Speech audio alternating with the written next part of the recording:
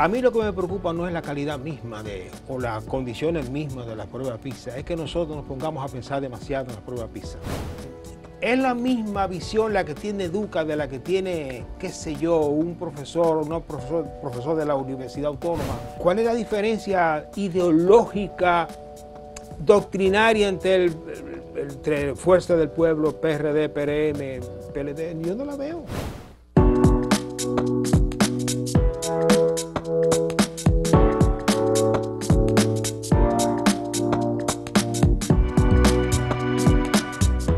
Saludos amigas, amigos, ustedes sintonizan Acento TV y este es su espacio a partir de ahora. Hoy tenemos la acostumbrada sección que trata sobre temas de la educación, interacción académica. Ustedes saben que esta sección la coordina la buena amiga, la doctora Ibe Guzmán, pero Ibe está malita de la gripe, entonces aquí estamos como batalladores emergentes en esta sección y tenemos un invitado que estaba pendiente, el profesor Luis Ulloa Morel, que nos honra como articulista de Acento, un reputado académico y hombre que reflexiona sobre la educación y otros temas de interés de la República Dominicana y del mundo. Bienvenido, profesor. Gracias por permitirme estar aquí, es un honor. Bien, bueno, vamos a ver, usted en el último artículo habló sobre la educación y el asunto de la prueba PISA, que es una de las pruebas que se toman como referencia.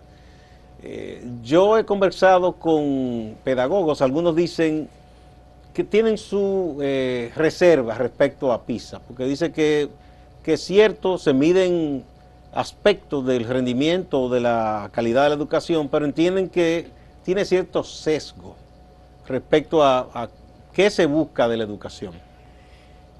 Sí, ese sesgo está ahí como en todo, es hecho muy...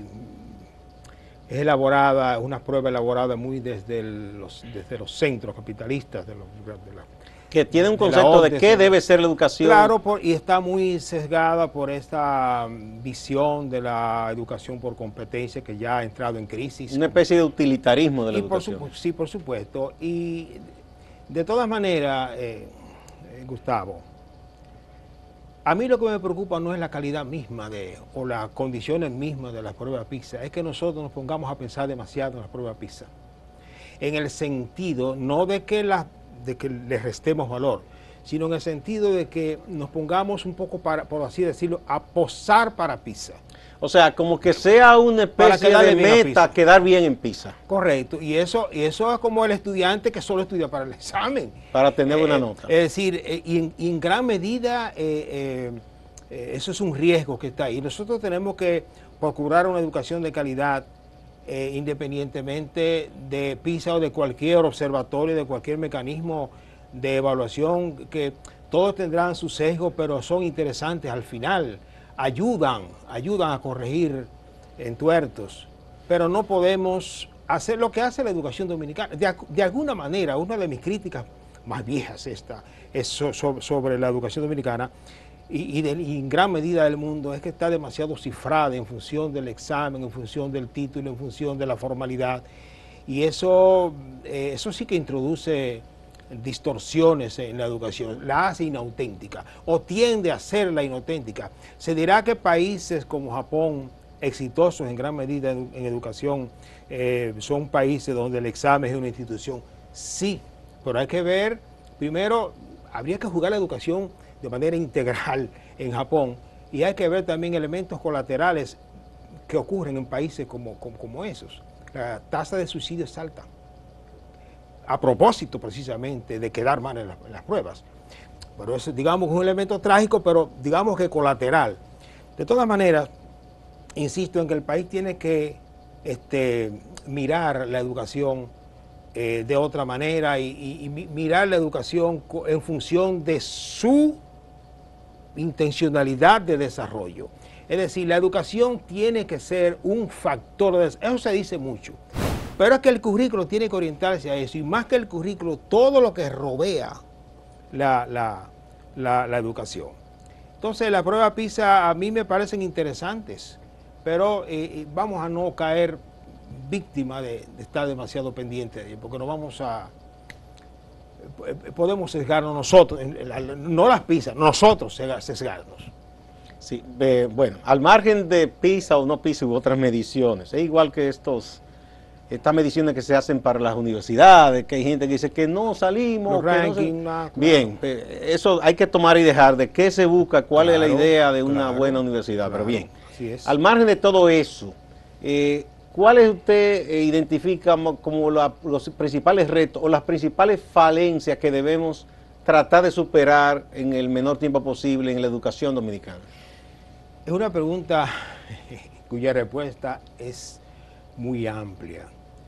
Pero en esto, tú sabes que hay la tendencia a la unilateralidad y lo que más frecuentemente la gente hace es achacarle algo así como matar al mandadero, al maestro en este caso, y culpabilizarlo de todo.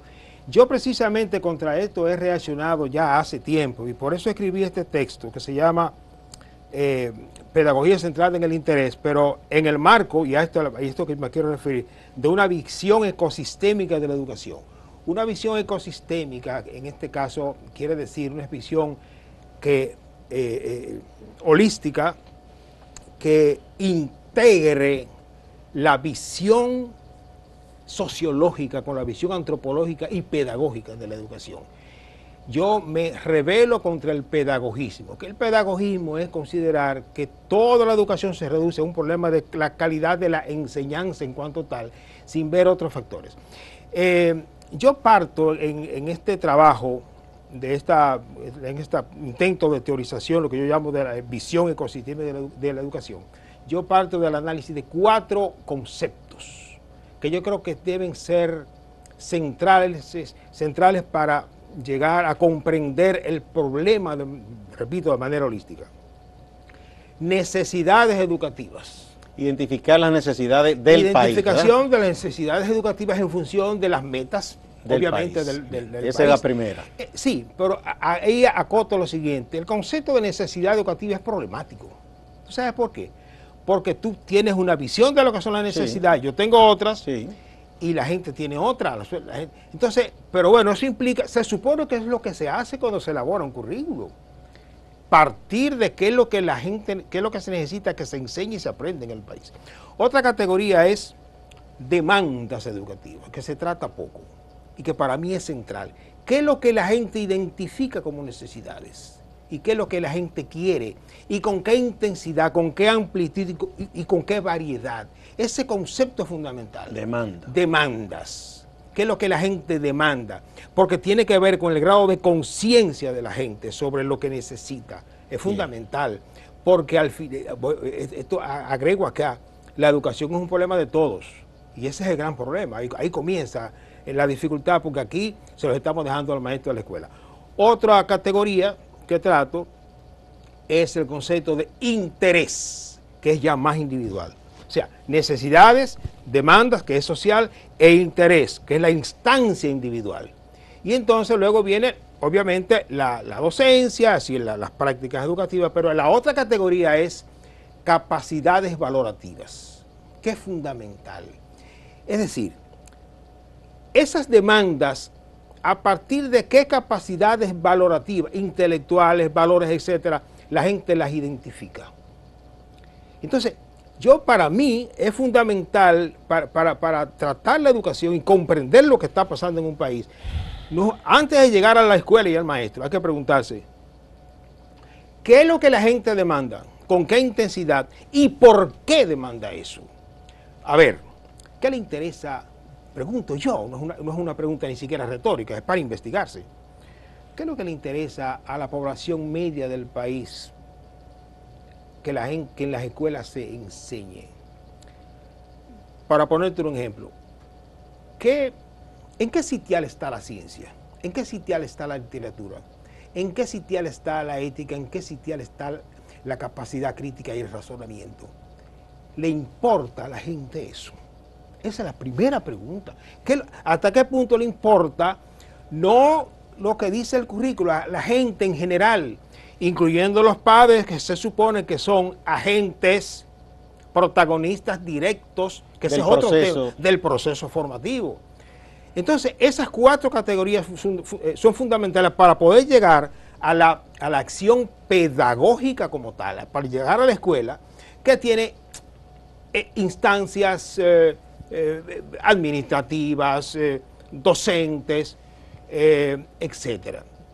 Entonces, si nosotros nos circunscribimos al problema de qué hace el maestro o la maestra y no entendemos el entorno cultural, político, etcétera, etcétera, vamos a sesgar el análisis, vamos a culpabilizar al maestro o vamos a culpabilizar unilateralmente, digamos, que a los jóvenes de ahora, que a la música. Todo eso entra en el sancocho, por supuesto.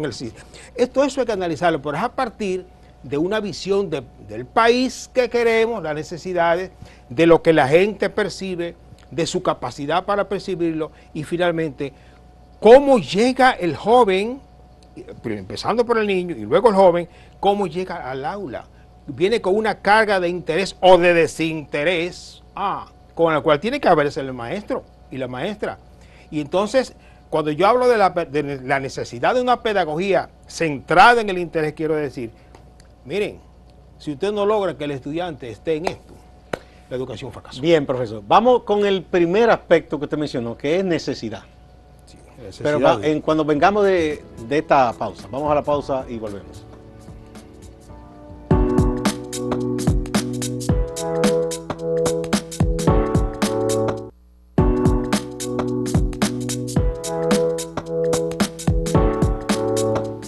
El profesor Luis Ulloa Morel es un estudioso dedicado del asunto de la educación, de la formación, tanto a nivel de las universidades como de la educación en general. Bueno, aquí hay algunos de los ensayos que él ha escrito. Aquí está Los caminos del aprendizaje, pedagogía para educandos.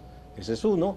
Y este otro, pedagogía centrada en el interés, en el marco de una visión ecosistémica de la educación también. Ese es otro de los ensayos, que aquí tiene ya un agregado, un adendum, ¿no? El profesor hablaba de, digamos, en una apretada síntesis de 4 asuntos fundamentales al abordar la cuestión de la educación. Usted hablaba, por ejemplo, en primer lugar, de la necesidad. ¿Quién define lo que es necesario en un país? Esa es una excelente pregunta. Mira, porque la necesidad tiene un elemento, digamos que una fuente objetiva, ¿sí? La necesidad, vamos a partir de una definición que aparece en este texto, que es un poquito lata, pero ayuda a entender de qué se trata. Por necesidad de aprendizaje entendemos la distancia entre lo que la población, o en específico la persona, ya saben y lo que tendría que saber para la realización adecuadamente de sus vidas. Óigase bien. O sea, la distancia, ¿qué separa lo que sé de lo que debo saber? Bueno, sí. Y cuando tú lo llevas al campo social de una gran población, ahí tienes el problema que tú aludes. ¿Quién define? Porque esa distancia, ¿en función de qué se define? El empresariado o los empresariados tienen su visión. Sí. Equivocada o no, pero tienen su visión. Sí. Si usted habla con un empresario agrícola, dirá que aquí lo que faltan son buenos técnicos agrícolas y veterinarios. Claro, porque... Exacto, si es industrial, dirá que son ingenieros industriales. Sí. Y entonces, el político tiene otra visión. Estoy hablando de político stricto sensu, no estoy hablando del politiquero, que tiene que su visión... ¿Cómo educar a la gente para...? Eso es propaganda, para que voten por mí, pero eso es otra cosa. Pero el político en sentido del que quiere una ciudadanía determinada, por ejemplo, o el ciudadano, una mejor sociedad, que quiere un ciudadano ético, etcétera, etcétera. Son muchas las necesidades porque la educación es multifacética y eso se dice tantas veces, pero a veces nos cuesta entenderlo. Entonces, se supone que en la elaboración de los currículos se parte del levantamiento o la observación de necesidades que la gente tiene en función de un proyecto nacional, digamos, y se identifican saberes que hay que adquirir. Ahora, es la misma visión la que tiene Educa de la que tiene, qué sé yo, un profesor de la Universidad Autónoma o un intelectual cualquiera. No necesariamente. No, no. Pues ellos tienen su visión, con derecho a tenerla, y entonces se supone que lo que hay que buscar es algo así como un consenso, que al final se va a asentar en los papeles, porque ahí es que está el problema. Los pedagogos solemos hablar mucho de lo que es el currículo expreso, distanciado del currículo oculto. Es decir, el currículo real, porque el currículo es un instrumento, pero no es un simple papel que lo escribe cualquiera y que se copia de cualquier lado.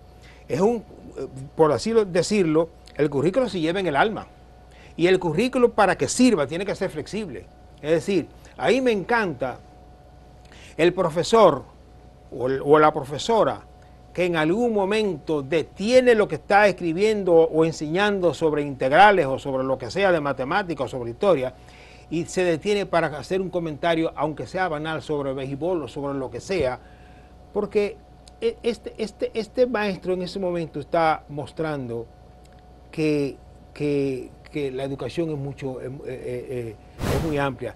Y hay una figura que yo quiero rescatar y del que se habla poco en el país, que es la figura del preceptor o preceptora. Todo gran hombre, toda gran mujer, búscalo bien, que tuvo 1, 2 o 3 preceptores. Hay casos típicos, como el caso de Simón Bolívar, que tuvo a Simón Rodríguez. Exactamente. Bien, entonces, pero yo en mi formación modesta que tengo, he encontrado no uno, sino mucha gente en algún momento me dijo, mira, fulano. Y los Enrique Ureña que tuvieron a la propia Salomé. Ah, no, pero ese es casi aparte, porque ese es el otro pedacito. Hay que hablar del hogar. Y Salomé Ureña, ese hogar que tuvo muchos problemas por su marido, que tuvo fuera, ese es otro problema. Pero es un ejemplo extraordinario de lo que significa la formación en el hogar. Hogareña. Entonces, esa figura del preceptor, necesitamos el maestro preceptor. El maestro o la maestra yo recuerdo que cuando yo era un niño, de cuando en vez decía mamá por decir maestra. Y eso no es casual. No. Bueno, siempre había el criterio de ese respeto. Pero además yo creo que todos guardamos con mucho cariño y recuerdo, y tenemos la impronta que nos dejaron algunos de los profesores y profesoras que nos enseñaron a lo largo y que muchas veces del proceso educativo. Cosas tan interesantes, no solamente en una pizarra, sino en algún momento que se detuvo a decirte algo, mira, eso no se hace así. O que te alentó y dijo, qué bien tú lo has hecho, sigue por ahí. Por supuesto que sí, o léete este libro. Cuando tú le dices a una gente, léete este libro, lo que está ocurriendo es extraordinario. Entonces, las necesidades del país, la gente lo cifra mucho en función del desarrollo, pero se queda mucho en el aspecto económico y un poco olvida que el desarrollo que queremos es integral e incluye, señores, aquí se está enseñando, es una opinión muy personal, aquí se está enseñando en general todo muy mal, todo. ¿Tan mal estamos? ¿Tan mal estamos, profesor? Sí. Lo que pasa es que también hay buenísimos ejemplos. Afortunadamente, porque si no el país estaría hundido. Las excepciones que salvan. Pero son las excepciones que salvan, y hay muchas excepciones, hay que decirlo. Pero en general, yo siempre he sido malo en matemáticas siempre, pero yo le tengo muchas críticas a mis maestros de matemáticas y a todos los maestros de historia, de todo. Aunque también hay excepciones, de nuevo las excepciones. Pero aquí se está olvidando uno de los elementos esenciales, es que la gente aprenda a pensar por sí mismo y a estudiar por sí mismo. Este librito, que te lo voy a dejar, fue escrito, digo yo le digo a mis amigos a veces, ese fue un libro escrito en defensa propia. Porque es un libro, yo veía cosas en la universidad y digo, esto no puede ser que un estudiante me saliera, yo hago esa anécdota ahí, me saliera con que la fecha del nacimiento de un filósofo tal fue tal y que murió en 1900 tanto, y digo, no, que eso estaba ahí, maestro. Es decir, esas idioteces, uno las veía y las ve todos los días junto con estudiantes. Yo he tenido estudiantes brillantes, pero a unos niveles que yo me quedo pasmado. Pero otros, la mayoría, no es así. Entonces, cunde demasiado lo que decíamos al principio, ese deseo de salir. Es como que el maestro está loco porque suena el timbre para salir. y el estudiante también. Y escúchame, Sí. iba a decir algo, me recuerdo, y eso es muy universal, yo me recuerdo de una canción de Serrat que dice, y uno es feliz como un niño cuando sale de la escuela. Ah, pues una crítica terrible a la escuela. Le está diciendo que el niño está aburrido allí, porque esa es la verdad. Bueno, Entonces, los hay que buscar una muchachos escuela que no salen sea así. cuando tocan el timbre alegre y llegan a la casa y tiran la mochila y se Sí, sienten libres. en mi campo decían, ya soltaron en la escuela. Digo, pero era por eso que estábamos. En síntesis, para que ya concluyamos esta parte sobre educación, porque vendremos en el próximo segmento con otros temas, hace falta una reforma profunda Sí. de la educación dominicana. Hace falta una reforma profunda, pero que no se quede en los papeles. Pero yo insisto, la gran reforma es la que está en el alma. En el Por alma. supuesto que en el alma, para utilizar un término bastante teológico, pero bueno, vale. Sí, que se expresa en papeles, que se expresa en documentos, pero tú quieres una cosa más terrible de lo que está pasando en el país. Yo que soy asesor de tesis, sobre todo de maestría, digo, pero hace rato, hace qué sé yo cuántos años estamos haciendo la misma tesis, con los mismos esquemas y las mismas tonterías y la misma incomprensión. Entonces, no es que el esquema esté mal, es que lo estamos usando de manera dogmática e inadecuada, estéril. Entonces, todo esto hay que superarlo, porque yo insisto, Gustavo, en que hay una instancia pedagógica a tomar en cuenta en este país, por supuesto que sí, pero es en ese marco que hemos dicho, para que el maestro sepa, mira, el maestro y la maestra somos entes que siempre tenemos que tener en cuenta que formamos parte de algo mayor y que tú estás de alguna manera esculpiendo una figura aquí. Por eso el maestro es tan responsable del país. Pero él tiene que entenderlo. Esos famosos fines educativos tienen que estar aquí en la cabeza del maestro en cada acto que haga. Muy bien. Y eso implica, por supuesto, formar maestros, que ese es otro capítulo. Bien, vamos a una pausa y volvemos.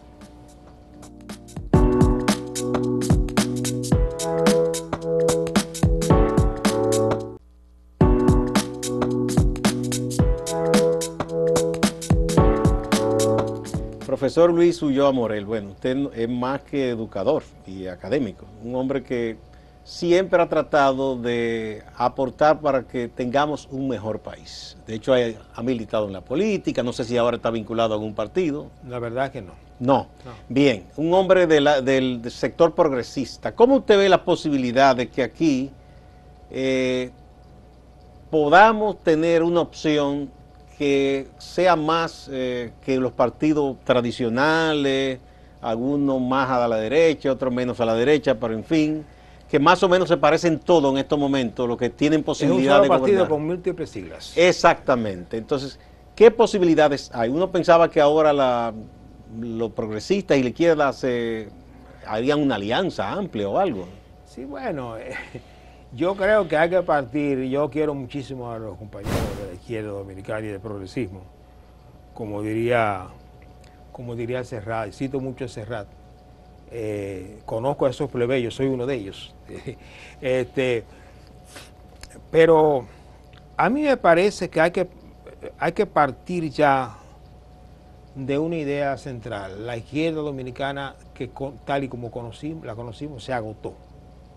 No tiene posibilidades más que de uno que otro ademán por ahí, que no necesariamente, que muy probablemente va a quedar en lugares muy poco deseables. Yo pienso que hay que partir de ese agotamiento, ya ese ciclo pasó y tienen que darse cuenta los que dirigen esos proyectos. Eso no significa que yo plantee algo así como que rompan fila no, yo creo que eso que hay debe servir de plataforma para, junto con los que no estamos organizados, para plantearnos el surgimiento de algo interesante en el sentido progresista del país.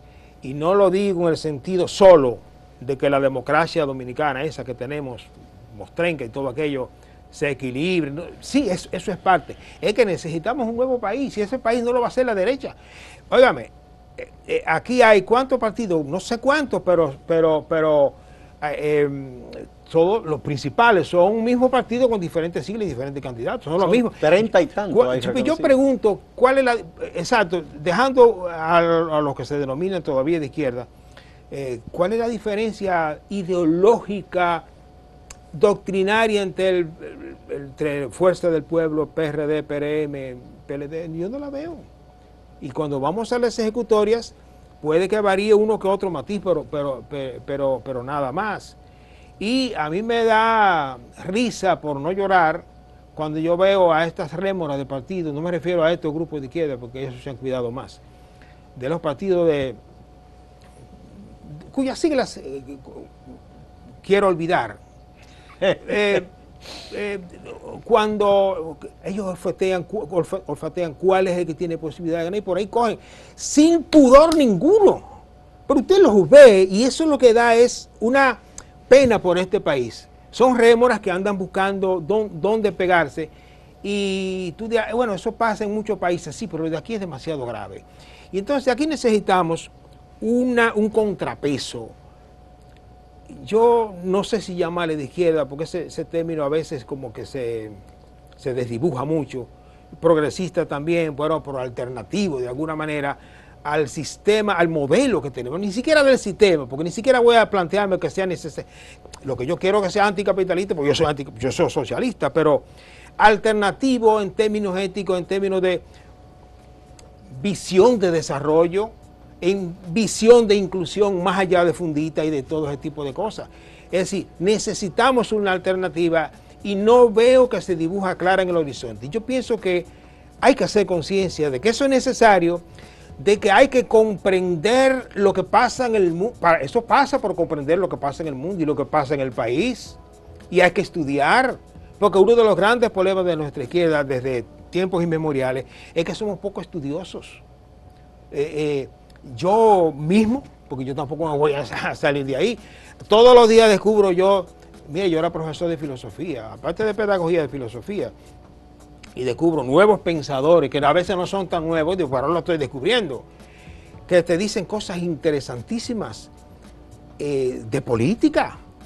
Y yo me pregunto, incluso me voy a ir bien lejos, ¿cuántos de nuestros izquierdistas conocen a Foucault? Michel Foucault. A Michel Foucault. ¿Cuántos conocen a Deleuze? ¿Cuánto y a Gattari? Bueno, había un problema, ya estamos terminando, serio, de gente muy dogmática que no leía aquello que no fuera totalmente identificado con lo que ellos entendían que era los su ideología. manuales. Manual incluso, porque ni siquiera no era que se leían el Capital completo, digamos, alguna interpretación, alguna síntesis. Sí. Bien. Entonces, necesitamos una izquierda más estudiosa, y eso, uno de los hombres que yo más admiro como político, a Lenin, era un estudioso, ante todo un gran estudioso, era un intelectual que entendía que esa empresa necesitaba ser comprendida, el mundo debe ser comprendido, y el mundo de hoy debe ser comprendido, y exige mucho, porque ahora sí está complejo. Sí, y no se puede seguir analizando con los manuales de hace 200 años atrás. No, pero para nada. Por Dios. Bien, profesor, muchísimas gracias, profesor Luis Ulloa Morel. Ha sido un gran honor contar con usted aquí. Teníamos esto pendiente, de vez en cuando le volveremos a invitar. Muchas gracias a ustedes también, amigas y amigos. No se vayan, que hay más en Acento TV y Acento Portal.